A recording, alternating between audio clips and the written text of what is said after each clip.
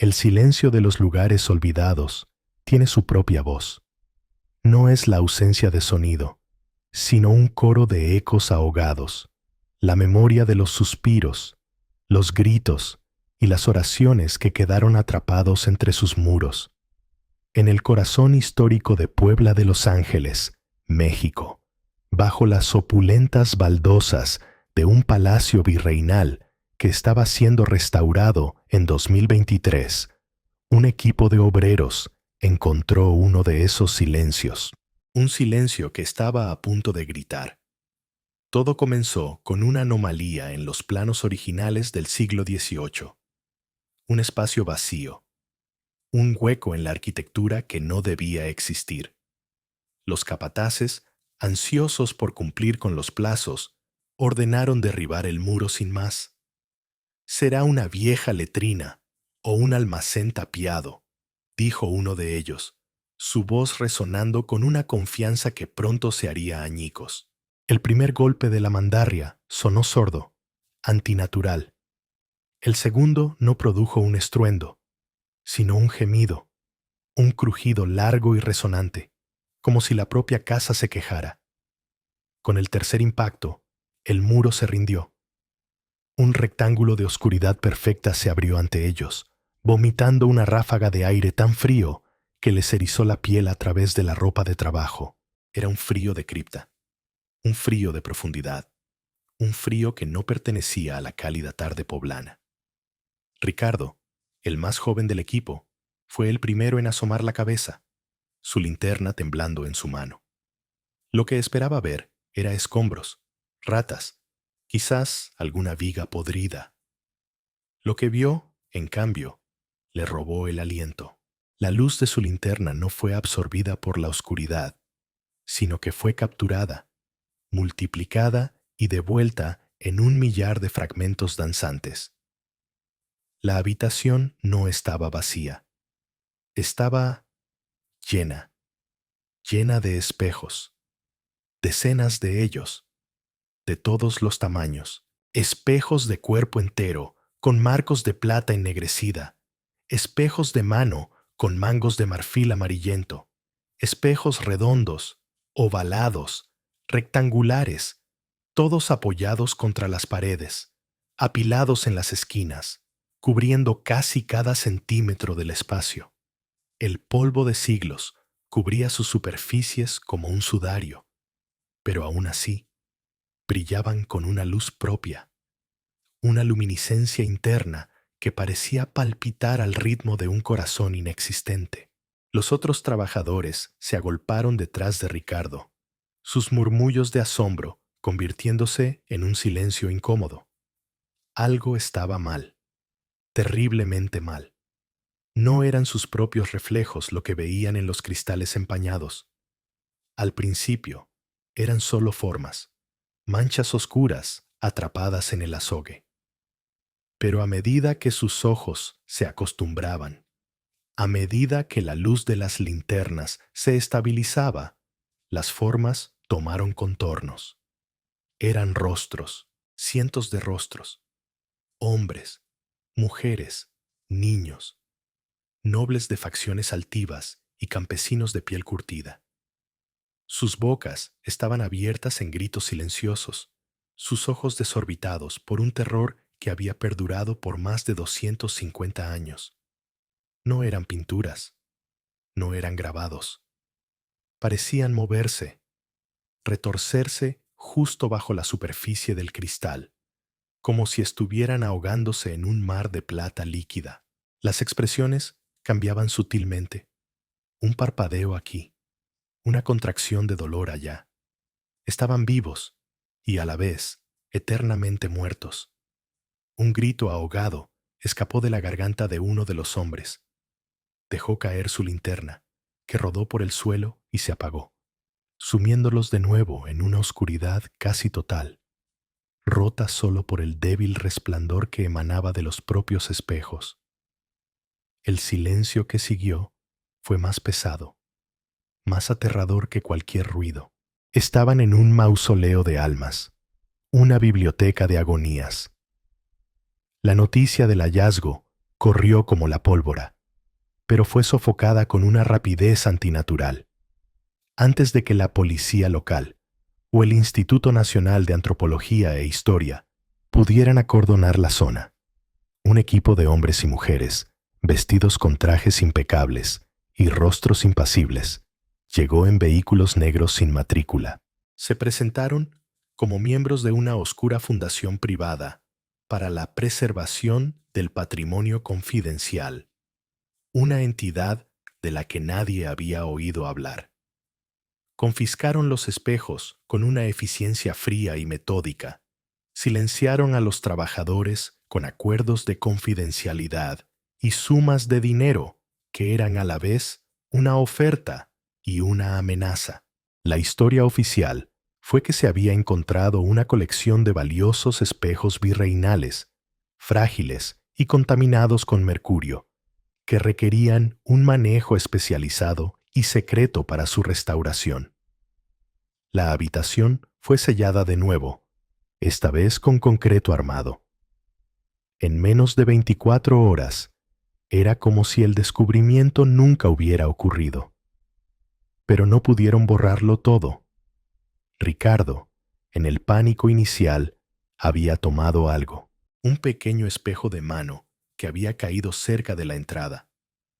En casa, esa noche, después de limpiarle el polvo, vio el rostro de una joven indígena, con lágrimas de plata congeladas en sus mejillas, y detrás de ella, apenas visible, el reflejo de su propia habitación, pero con una sombra en la esquina que no estaba allí en la realidad, una sombra que parecía crecer cada vez que miraba. Este descubrimiento no era solo un tesoro arqueológico, era la prueba física de un horror que una de las familias más poderosas de la Nueva España había perpetrado. Un secreto tan terrible que sus descendientes, o quizás una sociedad heredera de su poder, todavía movían los hilos en el presente para mantenerlo enterrado. ¿Qué clase de arte macabro era este? ¿Y qué sucedía con aquellos cuyas almas quedaban atrapadas, dejando atrás un cuerpo vacío? La pregunta que flota en el aire viciado de la historia no es sólo quiénes eran las víctimas, sino en quiénes se convirtieron. Pero antes de que desenterremos la verdad completa, antes de que nos adentremos en los talleres oscuros de la familia Figueroa y descifremos el secreto de su amalgama maldita, tengo un anuncio increíble para ustedes, los exploradores de lo oculto que forman esta comunidad. La historia que están a punto de escuchar se reconstruyó en parte gracias a un diario, el diario de un hombre que se atrevió a investigar a los Figueroa en su época de mayor poder. Este diario es la clave. Por eso, para celebrar que estamos a punto de cruzar un nuevo umbral de horror, los primeros 1000 valientes que se suscriban a este canal, Crónicas de lo Oculto, y activen esa campanita de notificaciones, entrarán en el sorteo de una réplica exacta, hecha a mano, del diario que nuestro protagonista está a punto de encontrar. Una réplica con sus páginas amarillentas, su caligrafía desesperada, y quizás, solo quizás, con algunos de sus secretos más oscuros entre líneas. No dejen pasar esta oportunidad de tener un fragmento de la historia en sus manos. Ahora, volvamos a la Puebla del siglo XVIII, donde la belleza era una máscara y los espejos, una tumba. Nos encontramos en la década de 1770.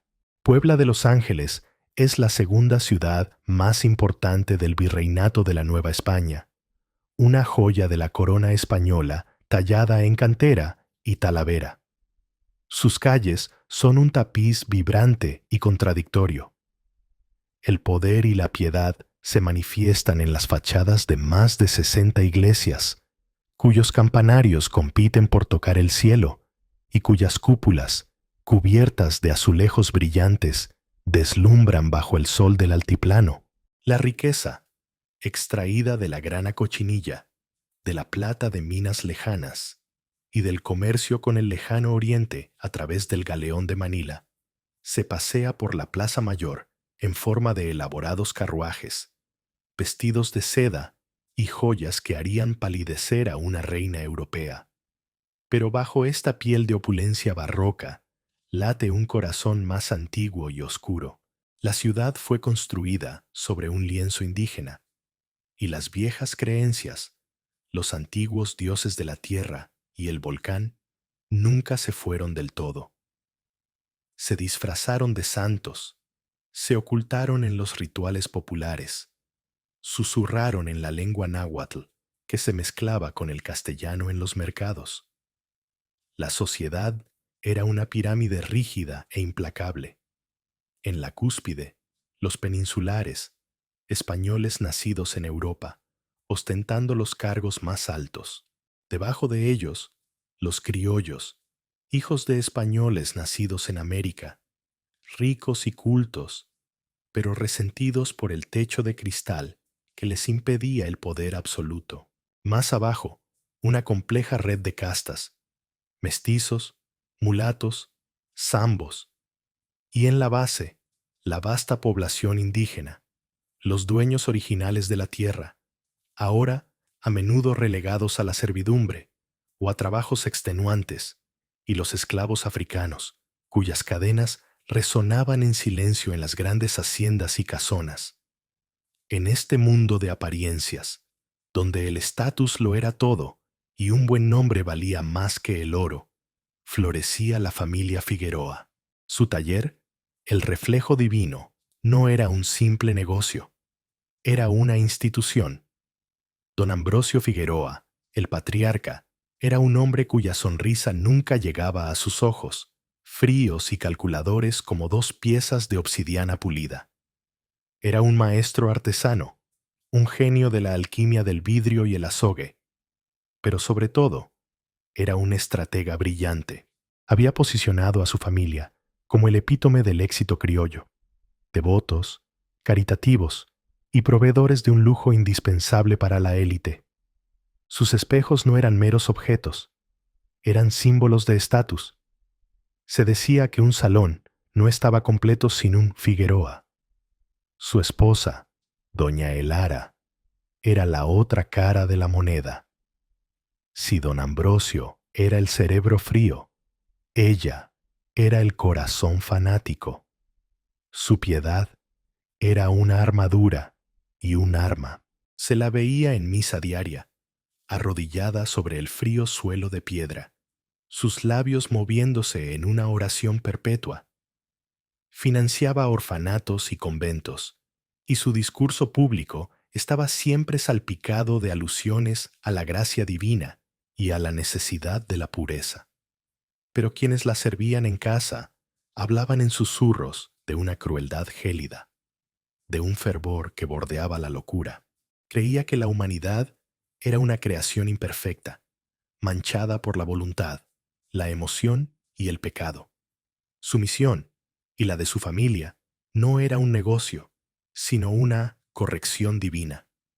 Los hijos eran el producto perfecto de esta unión. Ignacio, el heredero, poseía la habilidad de su padre y el celo de su madre.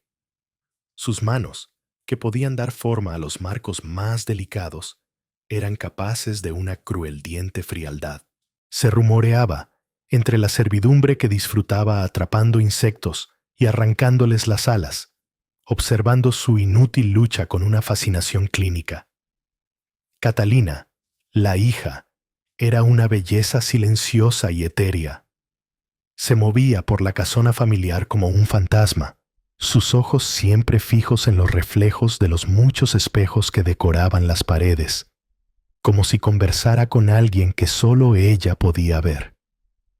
La fachada de los Figueroa era impecable, pero la oscuridad se filtraba por las grietas. Los sirvientes más antiguos intercambiaban miradas cuando, en las noches de luna nueva, extraños cánticos guturales ascendían del sótano, un lugar al que nadie tenía permitido entrar. Eran sonidos que no pertenecían ni a un coro de iglesia ni a un rito indígena conocido. Eran algo más antiguo, más extraño. El cochero de la familia hablaba de viajes nocturnos a las faldas del volcán Popocatépetl, a una zona que las leyendas locales señalaban como un antiguo lugar de sacrificios humanos, de donde regresaban con pesados sacos de una ceniza negra y vítrea. El proveedor de mercurio era un hombre hosco de las montañas de Zacatecas, que traía su producto de una mina clausurada por la corona, la Boca del Diablo, famosa porque los mineros que trabajaban allí perdían la razón, hablando con sus propios reflejos en los charcos de agua antes de desaparecer. La verdadera motivación de los Figueroa no era el simple sadismo o la avaricia, era algo mucho más ambicioso y aterrador. Buscaban una forma de inmortalidad perversa y el poder absoluto que viene con el control total. En su teología retorcida, el alma humana, con sus pasiones, su libre albedrío y su caos, era el gran error de la creación.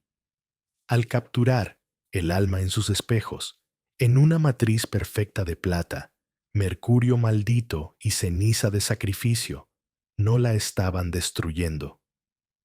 Creían que la estaban archivando, preservando su esencia en un estado de calma eterna. Y el cuerpo que quedaba atrás, dócil, sin voluntad, sin memoria ni dolor, se convertía en el sirviente perfecto, el ciudadano ideal de un nuevo orden que ellos pretendían construir. Un autómata, una marioneta de carne y hueso. La promesa que hacían a sus clientes más exclusivos y depravados era irresistible. Un sirviente que no juzga, no roba, no se cansa y no tiene secretos. No sabían que el precio de ese sirviente perfecto era el alma de otra persona. El primer gran ladrillo en el muro de su imperio de terror fue colocado con una precisión escalofriante, cementado con la sangre y el alma de una joven cuya única culpa fue ser hermosa y desear que esa belleza fuera eterna.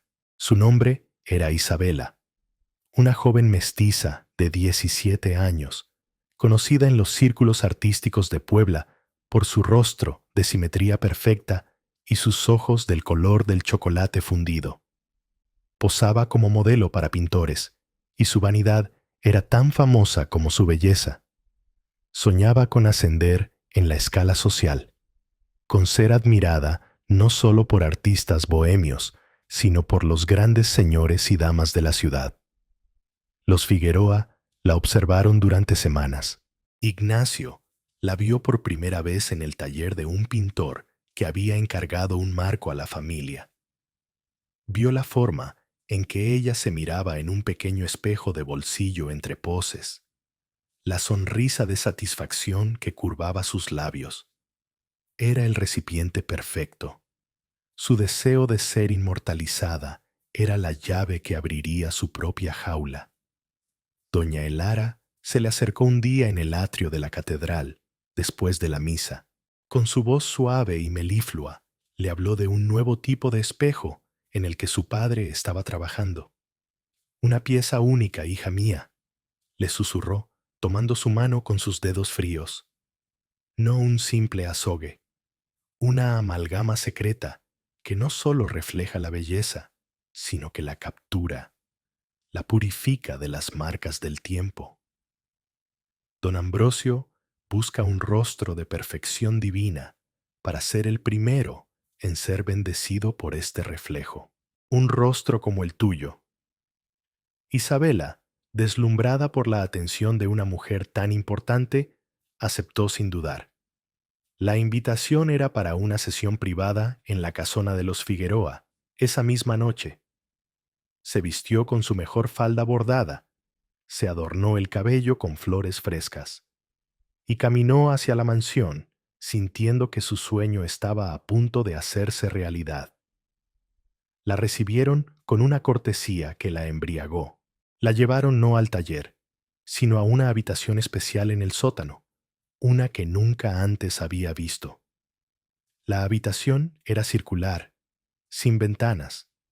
Las paredes estaban cubiertas de terciopelo negro que absorbía el sonido y la luz. En el centro, sobre un pedestal de obsidiana, se erguía un gran espejo ovalado, su marco de plata retorciéndose en formas de serpientes y enredaderas. El aire era pesado, con el olor metálico del mercurio y el aroma a tierra quemada de la ceniza volcánica. Don Ambrosio estaba allí, vestido con una túnica ceremonial de color oscuro. Ignacio esperaba en las sombras. «Acércate, niña», dijo don Ambrosio, su voz un eco grave en la sala silenciosa. «Contempla la perfección». Isabela se acercó, sus ojos fijos en su propio reflejo. Y era verdad. El espejo no mentía, sino que embellecía. Su piel parecía de porcelana. Sus ojos brillaban con una luz interior. Cada rasgo era una obra de arte. Se sintió hipnotizada. Su vanidad una droga que la paralizaba. No se dio cuenta cuando doña Elara comenzó a cantar en voz baja a sus espaldas, una letanía en una lengua muerta que hacía vibrar el aire. No sintió el frío que emanaba del espejo, un frío que se aferraba a ella como una mortaja. Vio cómo su reflejo comenzaba a volverse más nítido, más real que ella misma. Su copia en el espejo le sonrió, pero era una sonrisa que no le pertenecía. Era una sonrisa de triunfo, de posesión. Isabela sintió un tirón en el centro de su ser, una sensación de vaciado, como si un hilo invisible la estuviera desmadejando, tirando de su esencia, de sus recuerdos, de sus miedos y esperanzas, hacia el frío cristal. Intentó gritar, pero no tenía voz. Intentó apartarse, pero su cuerpo no le obedecía. Sus ojos, los de verdad, se abrieron de par en par en un pánico mudo mientras veía cómo la luz se desvanecía de ellos, cómo su conciencia era absorbida por el espejo. Su último pensamiento no fue de terror, sino de una terrible y lúcida comprensión. La belleza inmortal que le prometieron era la de una mariposa clavada con un alfiler en una vitrina. Cuando el ritual terminó, el cuerpo de Isabela seguía de pie, perfectamente inmóvil. Sus ojos, antes vibrantes, ahora estaban vacíos, dos pozos oscuros y serenos. Don Ambrosio se acercó y le pasó una mano por delante del rostro. No hubo reacción. Le dio una orden simple: camina hacia la esquina y espera. El cuerpo de Isabela giró con una gracia mecánica y obedeció sin dudar. El primer autómata estaba completo. Al día siguiente, cuando la madre de Isabela, una lavandera viuda, preguntó por su hija, doña Elara la recibió con una expresión de compasiva tristeza. Le contó que la joven, llena de sueños de grandeza, había confesado su intención de fugarse con un soldado de paso hacia el norte. Incluso le dio a la desconsolada madre una bolsa con algunas monedas de plata, para aliviar su pena. La comunidad murmuró durante unos días sobre la cabeza hueca de la muchacha, y luego, como sucede siempre con los pobres y los desaparecidos, la olvidaron. Nadie conectó su fuga con la nueva y silenciosa doncella que ahora servía en la casa de un rico comerciante de plata, un cliente muy especial de la familia Figueroa. Una doncella que nunca hablaba, nunca dormía, y cuyos ojos vacíos parecían no ver nada en absoluto. El éxito con Isabela fue solo el principio. El método estaba perfeccionado. La maquinaria del horror, bien engrasada con piedad y plata, comenzó a funcionar a pleno rendimiento. La escalada fue gradual pero inexorable, envenenando la vida de Puebla desde las sombras, convirtiendo las desapariciones en una estadística silenciosa y el miedo en el aire que todos respiraban sin saberlo. La segunda víctima fue un hombre de poder, para probar los límites de su audacia. Se llamaba Gaspar de Mendoza, un comerciante de textiles que era el principal rival de un socio comercial de los Figueroa. Mendoza era un hombre ruidoso, orgulloso y propenso a la ira, que había acusado públicamente a los Figueroa de usar artes del diablo para que sus espejos tuvieran ese brillo antinatural. Fue una acusación peligrosa, pero Mendoza tenía influencia. Los Figueroa no respondieron con palabras, sino con una invitación. Le ofrecieron un trato de paz, la creación de un espejo monumental para el salón de su nueva casona, a mitad de precio, como gesto de buena voluntad.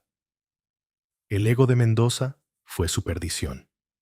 Aceptó, creyendo que los había intimidado. La noche de la presentación del espejo en su propia casa fue la última vez que alguien lo vio con el alma intacta. Los sirvientes de Mendoza contaron después que los Figueroa llegaron con el espejo cubierto por una pesada tela de terciopelo. Despejaron el salón, insistiendo en instalarlo ellos mismos para asegurar el ángulo perfecto. Una hora después, se fueron, y don Gaspar no salió de su salón. Cuando sus sirvientes finalmente se atrevieron a entrar, lo encontraron sentado en su sillón favorito, mirando un punto vacío en la pared. Su rostro, antes rojo y expresivo, era una máscara de cera. No respondió a sus llamados.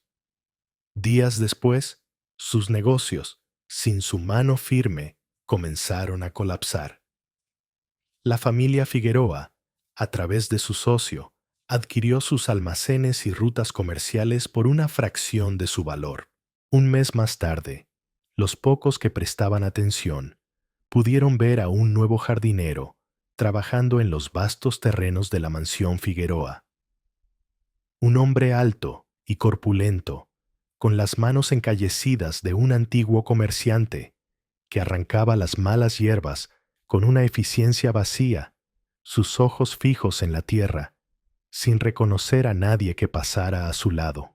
Su alma, atrapada en el espejo de su propio salón, gritaba en silencio cada vez que su esposa pasaba frente a él, llorando por el esposo que había perdido en vida. La tercera víctima demostró la profundidad de su blasfemia. Fue un joven fraile franciscano, Fray Mateo, un novicio idealista y observador. Asignado a la parroquia a la que asistían los Figueroa, comenzó a notar incongruencias en su devoción.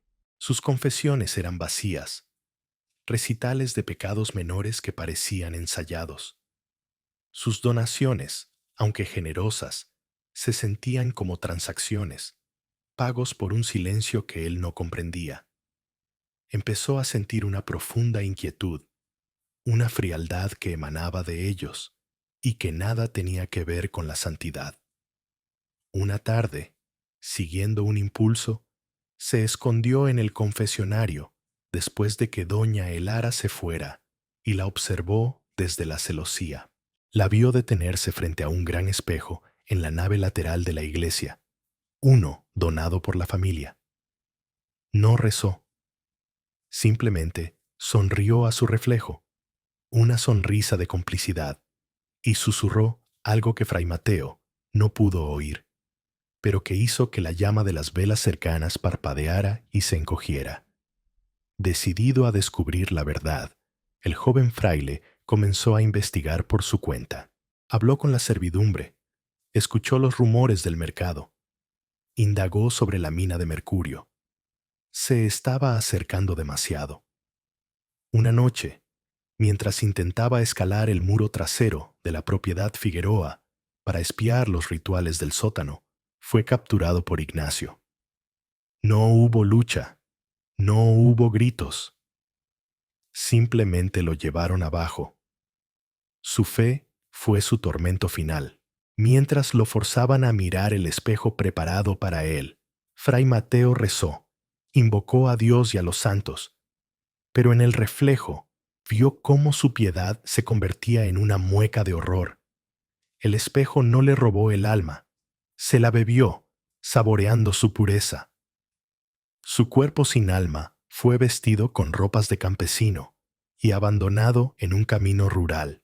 La historia que los Figueroa hicieron circular, con la ayuda de un obispo al que le debían favores, fue la de un joven fraile que había sufrido una crisis de fe y había desertado de sus votos para vivir una vida de pecado.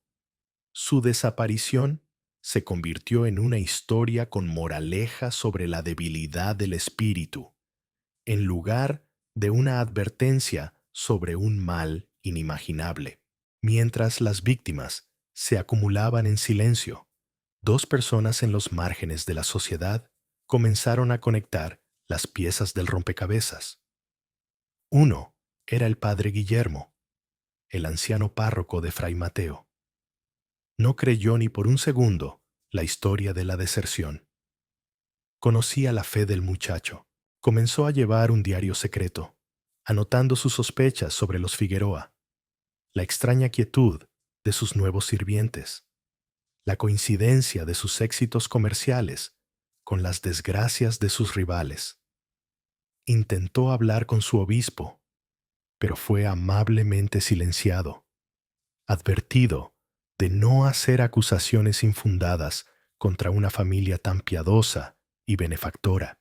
El padre Guillermo, sintiéndose impotente, comenzó a predicar sermones crípticos sobre los lobos con piel de oveja y los ídolos de plata y cristal que roban el espíritu, sermones que la congregación, incluidos los Figueroa, escuchaba con una mezcla de confusión y, en el caso de la familia, de fría diversión.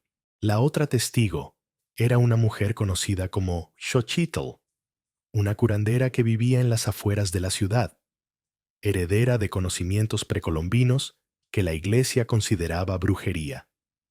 Sus clientes, gente humilde, comenzaron a llegar a ella con nuevas aflicciones.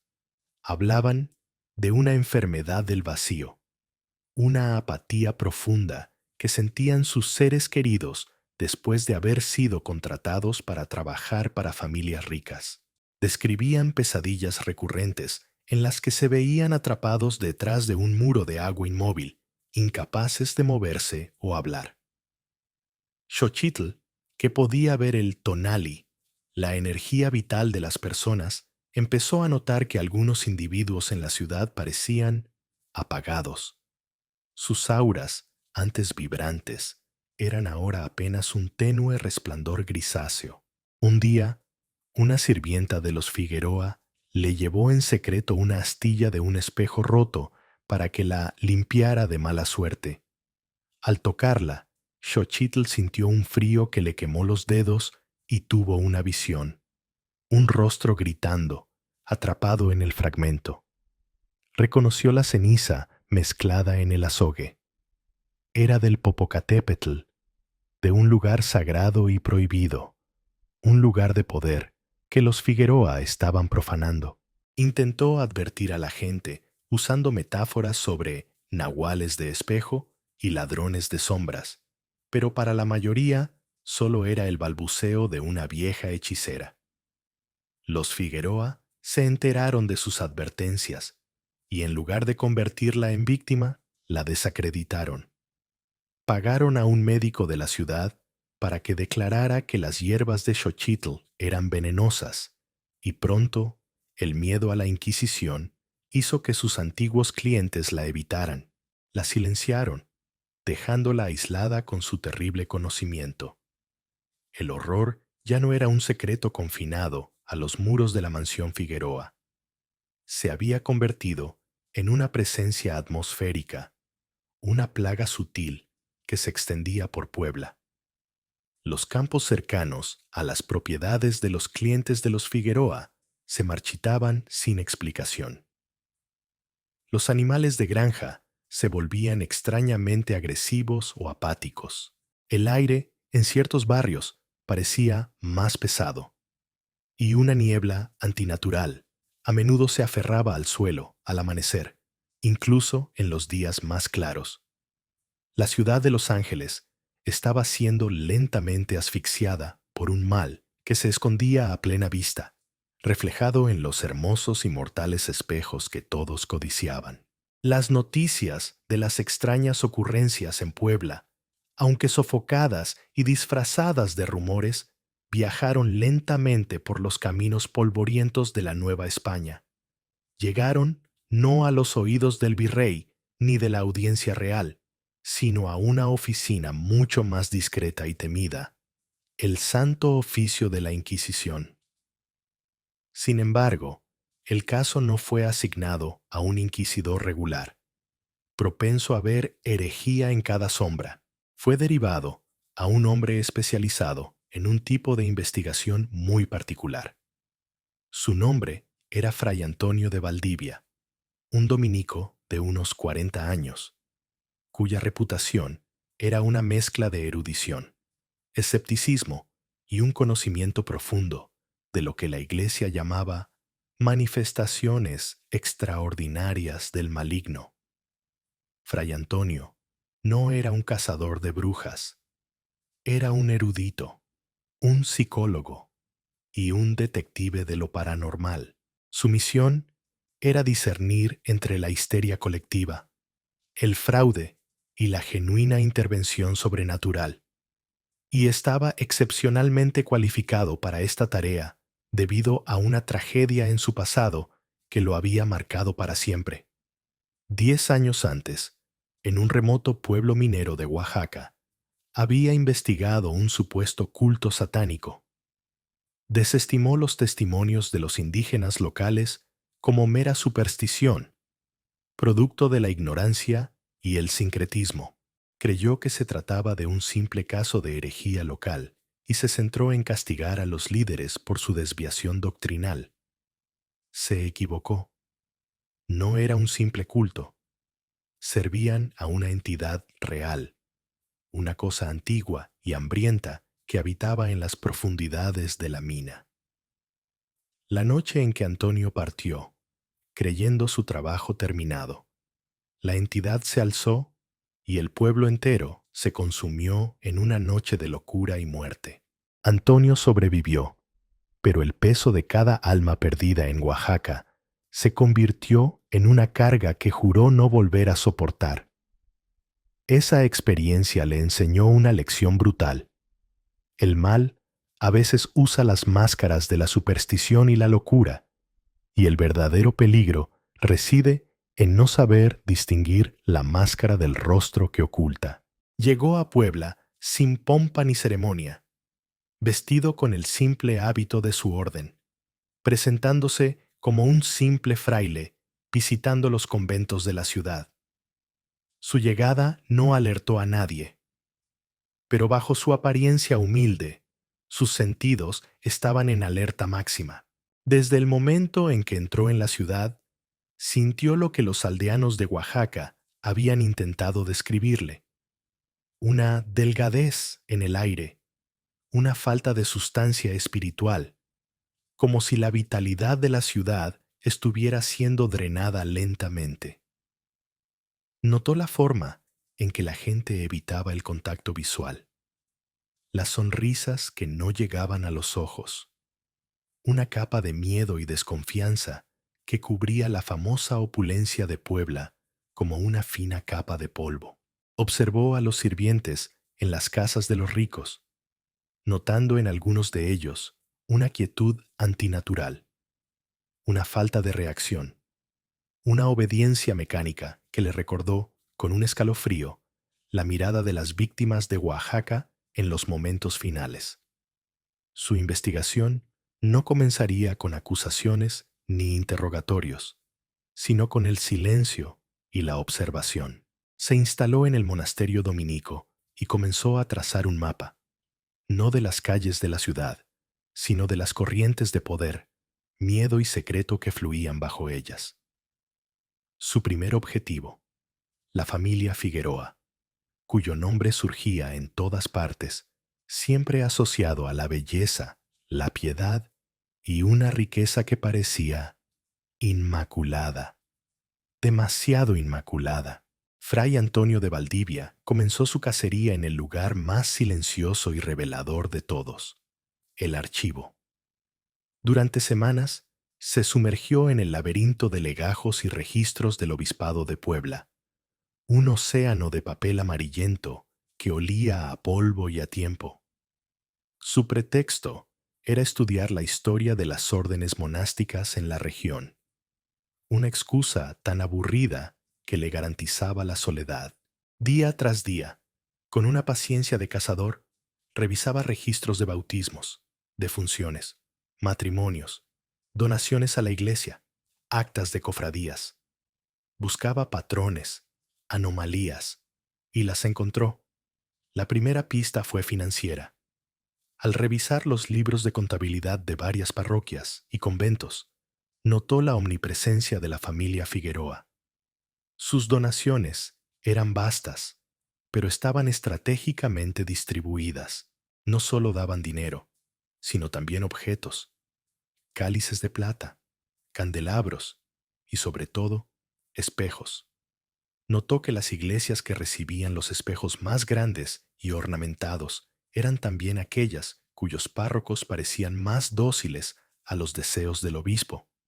Un hombre que, a su vez, recibía generosos regalos personales de don Ambrosio. Era un sistema de patronazgo, una red de lealtades compradas. Pero lo más inquietante fue lo que encontró en los registros de dispensas matrimoniales y anulaciones. En varias ocasiones, ricos nobles habían conseguido anulaciones por motivos sorprendentemente similares. Sus esposas, antes vivaces y obstinadas, habían caído en una melancolía incurable, un estado de apatía espiritual que las hacía incapaces de cumplir con sus deberes conyugales. En cada uno de esos casos, Fray Antonio descubrió, tras revisar los inventarios de bienes, que el matrimonio había adquirido recientemente un gran espejo de los Figueroa. Su gran avance llegó cuando encontró un legajo olvidado, atado con una cinta podrida, en una sección del archivo dedicada a los asuntos disciplinarios menores. Contenía los papeles del padre Guillermo, el viejo párroco que había sospechado de los Figueroa. Entre amonestaciones por sus sermones alarmistas, Antonio encontró un pequeño diario personal que el sacerdote había ocultado entre los documentos oficiales. Las páginas estaban llenas de una caligrafía temblorosa. Antonio pasó toda la noche leyéndolo a la luz de una vela. Citaremos un pasaje. 14 de mayo de 1772. Hoy he visto otra vez a uno de los vacíos, como he empezado a llamarlos. Es el nuevo cochero del regidor de la Serna. Lo conocía de antes. Era un hombre llamado Mateo, un charlatán alegre que siempre tenía un chiste en los labios. Ahora, su rostro es una máscara de barro. Sus ojos no ven. Cumple sus órdenes con la precisión de un reloj. Pero el hombre que era ya no habita ese cuerpo. He interrogado a la esposa del regidor, una mujer piadosa. Me ha confesado, llorando, que la enfermedad de su marido comenzó el día que instalaron el magnífico espejo Figueroa en su alcoba. Dice que él pasaba horas mirándose, fascinado, hasta que una mañana, simplemente, se apagó. Los Figueroa le ofrecieron entonces al perfecto sirviente. ¿Es esto el pago por su silencio? Una transacción de almas.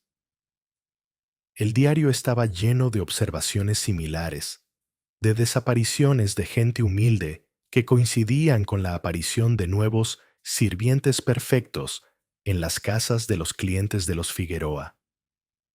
El padre Guillermo había descubierto el patrón, pero no el mecanismo. Su última entrada era escalofriante. He hablado con una vieja india llamada Xochitl. Habla de ladrones de sombras y de ceniza del volcán. Me ha dado un amuleto, una bolsita con sal y hierbas. Dice que el mal no soporta la tierra pura. Siento que los Figueroa saben que sospecho. Ignacio me miró hoy en la iglesia. No había ira en sus ojos. Había apetito. Que Dios me perdone, pero creo que voy a tener que buscar pruebas en su propia casa. Si no escribo más, que quien encuentre esto sepa que el mal en Puebla tiene un rostro y se refleja en cristal. No había más entradas. Con el diario como mapa, Antonio pasó a la segunda línea de investigación, los interrogatorios. Su primer objetivo fue el eslabón más débil, el proveedor de mercurio. Rastreó al hombre, un mestizo llamado Silvestre, hasta una posada miserable en los barrios bajos. No usó la amenaza de la Inquisición, sino algo más sutil. Se presentó como un simple fraile preocupado por la seguridad de la mina, la boca del diablo. Habló del veneno del mercurio, de la locura que causaba. Silvestre, un hombre consumido por la culpa y el miedo, se derrumbó. Yo solo les llevo el azogue, padre, confesó, su voz un susurro tembloroso. Pero no es azogue normal. Ellos me obligan a mezclarlo. Me dan unos sacos con una ceniza negra. Es pesada, fría al tacto. Viene de las faldas del volcán, de un lugar al que los antiguos llamaban el comedero de almas. Dicen que nada crece allí. Una vez, un poco de esa mezcla cayó en un charco. El agua no reflejó el cielo, padre. Reflejó oscuridad. Vi rostros en ella, rostros que gritaban, me pagan bien, pero cada noche sueño con esos rostros. Los Figueroa no son artesanos, son hechiceros. La segunda entrevista fue con Xochitl, la curandera. Encontrarla fue difícil. Vivía aislada, temerosa. Antonio no se acercó como un sacerdote, sino como un hombre buscando conocimiento. Le mostró el diario del padre Guillermo. Le habló con respeto de sus creencias. Xochitl, al ver la sinceridad en sus ojos, finalmente habló. No usó términos como alma o demonio. Usó su propio lenguaje, mucho más antiguo. El cuerpo tiene un corazón, le dijo, dibujando en la tierra con una vara. Y el espíritu tiene una raíz, el tonali. Es lo que nos ata al sol, a la vida. La familia de los espejos ha aprendido a cortar esa raíz. Usan el metal muerto de la tierra, el mercurio, y la sombra quemada del dios del volcán, la ceniza, para crear un agua falsa, una tezcatl de mentira. Cuando una persona se mira en él, el agua falsa engaña a la raíz. La raíz cree que ha encontrado un hogar más perfecto, más quieto, y salta. Deja el cuerpo vacío. El cuerpo sigue caminando, pero sin su raíz, es solo cáscara, barro que espera volver a la tierra. Lo que hace no es asesinato, padre, es cosecha. El último interrogatorio fue una confrontación directa. Con la evidencia del diario y los testimonios, Antonio solicitó una audiencia con doña Elara Figueroa. La guerra fue psicológica. Se encontraron en el salón principal de la mansión, rodeados de espejos que brillaban con una luz depredadora. Fray Antonio, comenzó ella, su voz goteando falsa piedad. Qué honor tener a un hombre de su erudición en nuestra humilde morada. ¿A qué debemos el placer?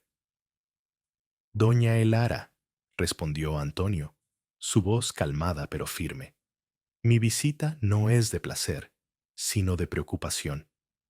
Me llegan rumores de una extraña melancolía que afecta a miembros de las familias más distinguidas de esta ciudad. Una melancolía que a menudo comienza tras adquirir una de sus magníficas obras. La sonrisa de Elara no vaciló. La envidia es un pecado, Fray Antonio, y genera muchos rumores falsos. Nosotros solo ofrecemos belleza y perfección, un reflejo de la gracia de Dios. La gracia de Dios no deja a los hombres vacíos, replicó Antonio, mirando directamente a un sirviente que permanecía inmóvil en una esquina. He hablado con Xochitl, con Silvestre. He leído el diario del padre Guillermo. Por primera vez, una fisura apareció en la máscara de Elara, un destello de furia helada en sus ojos. Habla usted con brujas, delincuentes y sacerdotes seniles. Sus acusaciones son un insulto, una herejía. Quizás deba discutir su curiosidad con el Santo Oficio. Tengo entendido que son muy persuasivos. El Santo Oficio me ha enviado a mí, dijo Antonio en voz baja, y el impacto de esas palabras silenció la habitación. Y mi investigación me ha llevado a su sótano, a los cánticos, a la ceniza del volcán. La batalla estaba declarada. Elara se levantó, su rostro una máscara de furia justa. Usted blasfema, fraile. Se atreve a manchar el nombre de mi familia con sus fantasías paganas. Salga de mi casa o lo haré arrestar por difamación. Antonio se fue, pero había conseguido lo que quería. La había hecho reaccionar. Sabía que ahora actuarían. Intentarían silenciarlo, y en su prisa cometerían un error. La tercera línea de investigación, la evidencia física, fue la más peligrosa. Esa misma noche, usando un mapa dibujado por el aterrorizado Silvestre, Antonio se escabulló en los terrenos de la mansión Figueroa. No fue al sótano, sino al taller. Evitando a los guardias, forzó la cerradura y entró.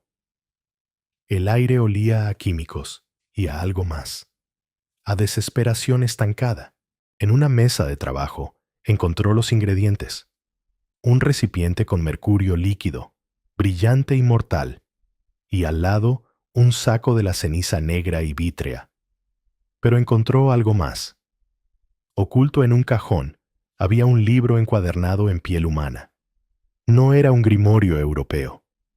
Las inscripciones estaban en una forma pictográfica de náhuatl antiguo, mezclado con anotaciones en español hechas por la mano de don Ambrosio. Era un códice prehispánico, un texto blasfemo que describía a una deidad primordial, anterior a los aztecas. Un ser llamado Itzlacoliuqui, el de la cuchilla de obsidiana curva, una entidad del silencio, el orden perfecto y el vacío. No era un dios de la muerte, sino de la estasis. El códice describía el ritual para cosechar el tonalli, la fuerza vital, usando un espejo como portal y ofrenda. Los Figueroa no estaban sirviendo al diablo cristiano. Estaban sirviendo a algo mucho más antiguo, un horror cósmico autóctono de esa tierra. Y las anotaciones de Ambrosio revelaban su plan final.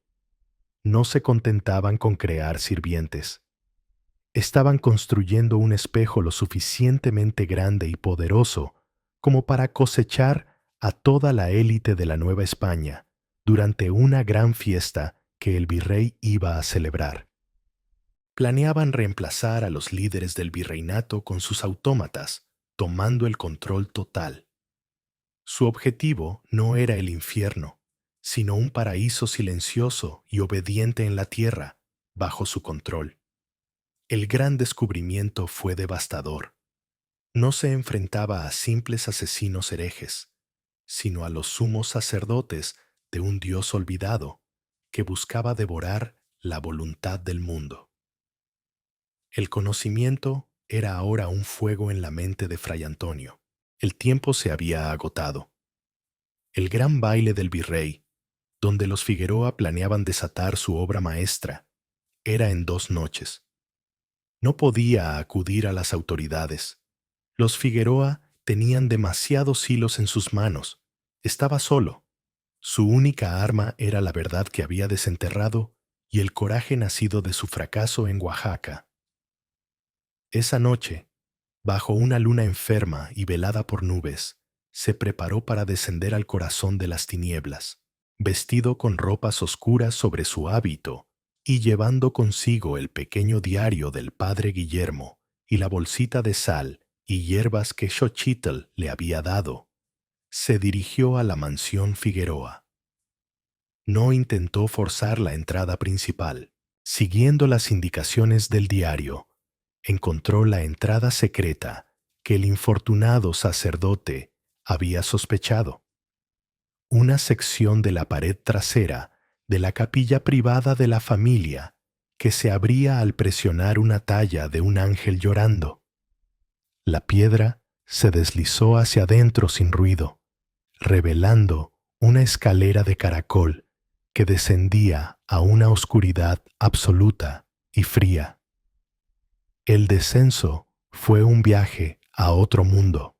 El aire se enrareció, cargado de un olor a ozono, a metal y a la dulzura enfermiza de las almas en descomposición.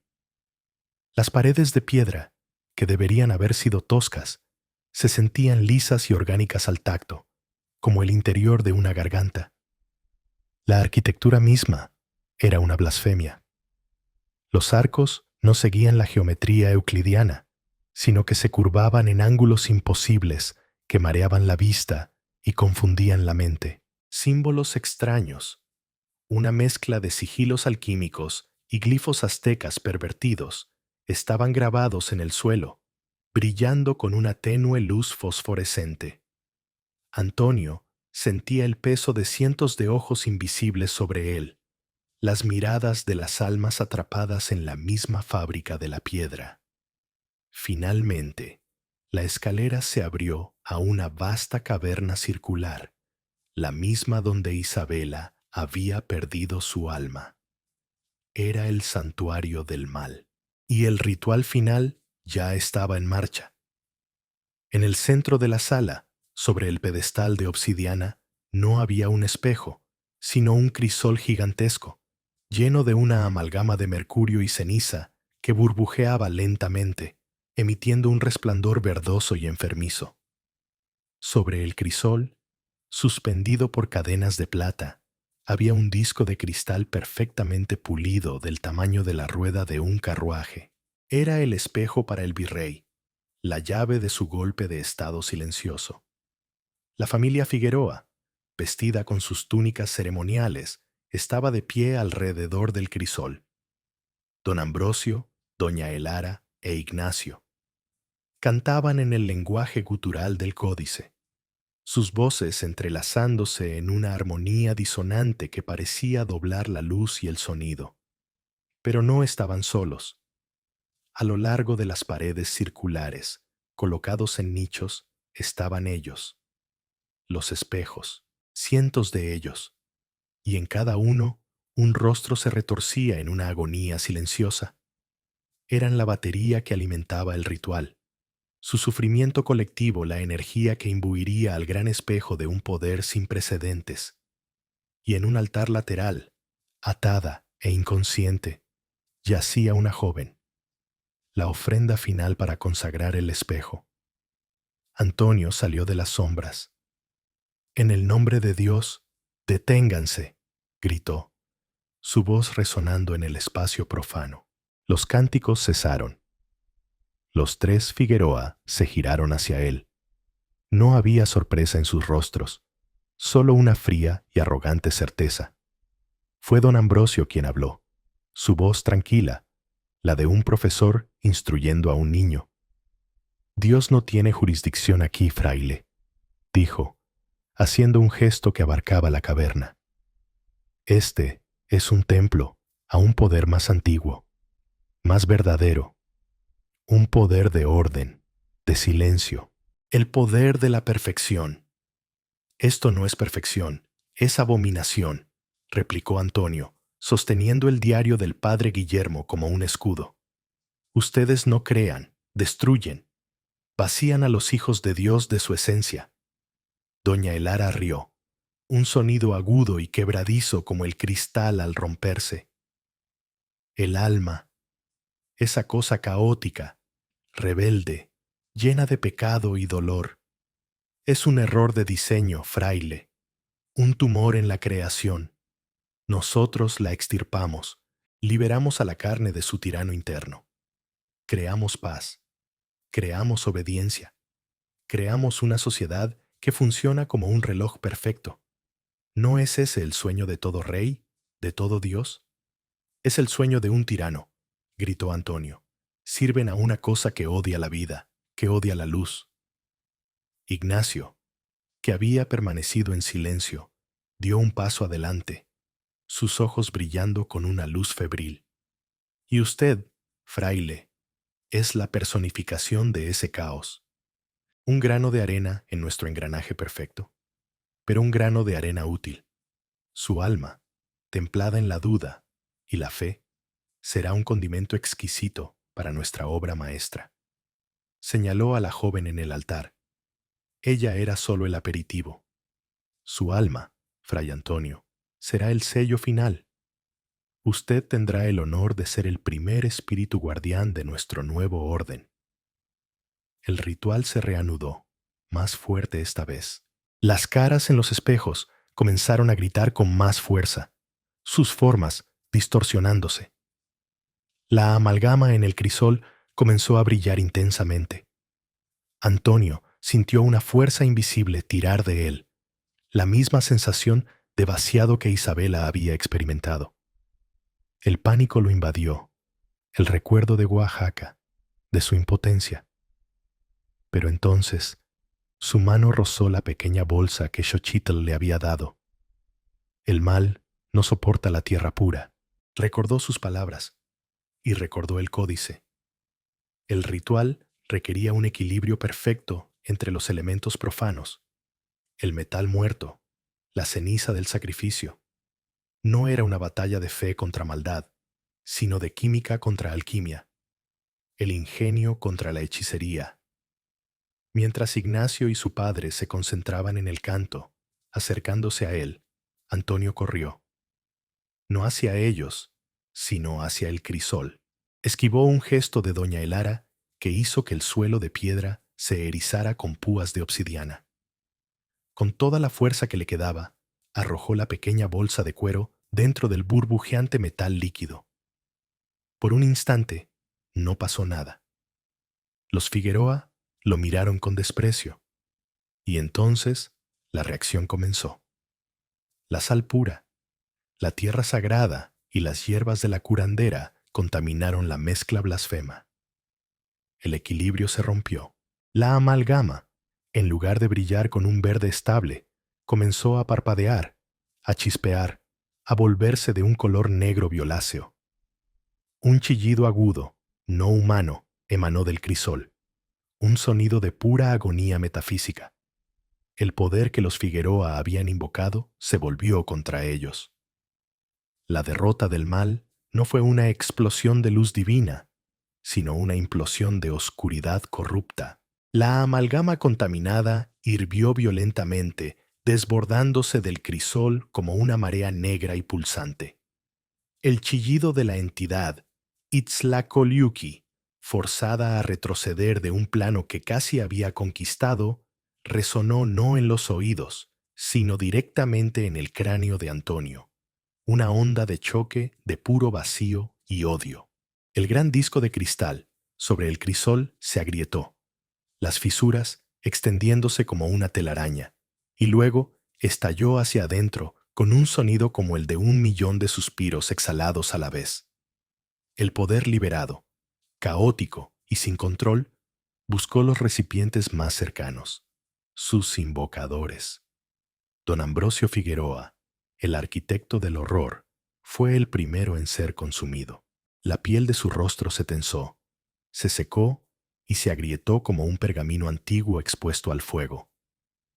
En cuestión de segundos, envejeció siglos, su cuerpo convirtiéndose en un esqueleto cubierto de polvo que se derrumbó en un montón de huesos frágiles y túnicas vacías. Su búsqueda de un orden eterno lo había condenado a la entropía instantánea. Doña Elara, la fanática, sufrió un destino más poético y terrible. La energía la golpeó y, en lugar de envejecerla, la purificó según su propia y retorcida filosofía. Su cuerpo se volvió translúcido, perdiendo color y sustancia, hasta convertirse en una estatua de cristal perfectamente transparente. Por un momento, se pudo ver su esqueleto, sus órganos, y luego, incluso eso se desvaneció, dejando solo una silueta humana de cristal que reflejaba las luces parpadeantes de la caverna, y en su interior, atrapado para siempre, su propio rostro, congelado en una expresión de horror y comprensión. Se había convertido en uno de sus propios artefactos. Ignacio, el sádico aprendiz, fue devorado por la energía que tanto anhelaba controlar. El metal líquido del suelo se abalanzó sobre él, trepando por sus piernas, cubriendo su cuerpo con una capa de plata negra y brillante. No gritó. Sus ojos se abrieron de par en par mientras se convertía en una estatua de metal retorcido, una efigie de agonía que capturaba para siempre su ambición y su fracaso. La reacción en cadena alcanzó a los espejos que recubrían las paredes. Uno por uno comenzaron a estallar. Con cada explosión, un susurro, un gemido de liberación llenaba el aire. Las almas atrapadas, finalmente libres de sus prisiones de cristal, no ascendieron al cielo en coros de ángeles. Simplemente se disiparon, como el humo de una vela apagada, regresando al gran ciclo de la existencia, finalmente en paz. La caverna, antes un coro de sufrimiento silencioso, quedó sumida en un silencio profundo y natural. Los autómatas, allá arriba en las casas de Puebla, se desplomaron en el acto, sus cuerpos finalmente liberados de la servidumbre antinatural, cayendo como marionetas a las que les han cortado los hilos. Fray Antonio, protegido del grueso de la explosión por el pedestal de obsidiana, se levantó, temblando. La joven del altar estaba a salvo, despertando como de un mal sueño. La caverna estaba en ruinas. De la familia Figueroa solo quedaban un montón de polvo, una estatua de cristal y una figura de metal grotesca. El mal había sido vencido. Pero Antonio sabía que la entidad, el dios del vacío, no había sido destruida. Solo había sido repelida, forzada a regresar a su letargo en las profundidades de la tierra, esperando a que otros ambiciosos o necios volvieran a llamarla. La creación de la historia oficial fue una obra maestra de encubrimiento, orquestada por Antonio y un aterrorizado pero agradecido obispo. La mansión Figueroa había sufrido un terrible incendio, causado por los vapores de los químicos que usaban en su taller. La familia entera había perecido en la tragedia. Los sirvientes, que se habían desplomado repentinamente, fueron declarados víctimas de una extraña enfermedad contagiosa propagada por el humo tóxico. La caverna fue sellada, no con un simple muro, sino con toneladas de concreto y bendiciones, borrada de todos los planos y de toda memoria oficial. Fray Antonio de Valdivia sobrevivió, pero el hombre que emergió de esa cripta no era el mismo que entró. Su fe en Dios permanecía, pero ahora estaba teñida por el conocimiento absoluto de los otros dioses, las otras oscuridades que acechan en las grietas del mundo. El peso de lo que había visto lo acompañaría por el resto de sus días, un reflejo oscuro en el fondo de su propia alma. Los siglos pasaron. La historia de la familia Figueroa se desvaneció de los anales oficiales, convirtiéndose en lo que las historias terribles a menudo se convierten, una leyenda local. La casona, reconstruida tras el incendio, ganó fama de estar embrujada. La gente de Puebla, durante generaciones, habló de la casa de los espejos rotos.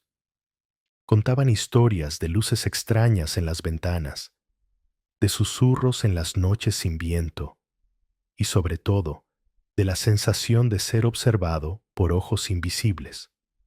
Los nuevos dueños nunca permanecían mucho tiempo, quejándose de una tristeza opresiva que impregnaba la casa y de la extraña tendencia de todos los espejos a agrietarse sin motivo aparente.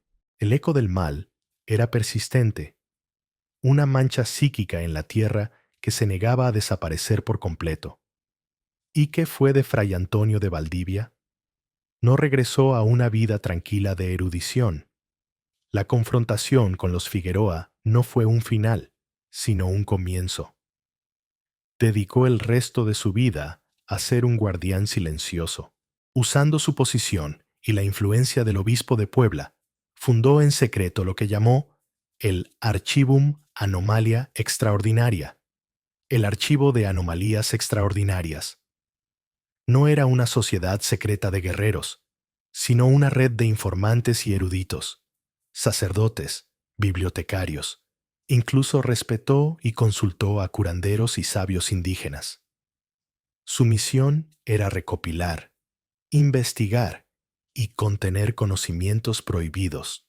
El Códice de Itzlacoliuqui se convirtió en la primera pieza de su colección, encerrado en una caja de plomo y sal, junto con el diario del padre Guillermo y su propio informe detallado de los eventos, escrito en una clave que mezclaba latín, griego y náhuatl. Dejó un legado no de armas, sino de conocimiento, una advertencia para las generaciones futuras de que el universo era mucho más extraño y peligroso de lo que la teología o la ciencia se atrevían a admitir. Pero la oscuridad tiene una forma de sobrevivir, de encontrar nuevas grietas por las que filtrarse. El mal raramente es aniquilado por completo. A menudo, una semilla sobrevive a la quema del campo. En el informe final de Fray Antonio, hay una nota a pie de página, casi una ocurrencia tardía, escrita con una mano que delata su agotamiento y trauma. Un detalle que en su momento pareció insignificante. La hija de los Figueroa, Catalina, la silenciosa y etérea joven que parecía conversar con los reflejos. En el momento del incendio, no se encontraba en Puebla. Los registros mostraban que había partido 2 semanas antes en un barco hacia España, supuestamente para ingresar en un convento en Sevilla. Se asumió que estaba a salvo, ajena al mal de su familia. Años después de la muerte de Fray Antonio, uno de sus sucesores en el Archivum Anomalia recibió una carta de un colega en Madrid, fechada en 1789. La carta hablaba con entusiasmo de una nueva artesana que estaba causando sensación en la corte del rey Carlos IV.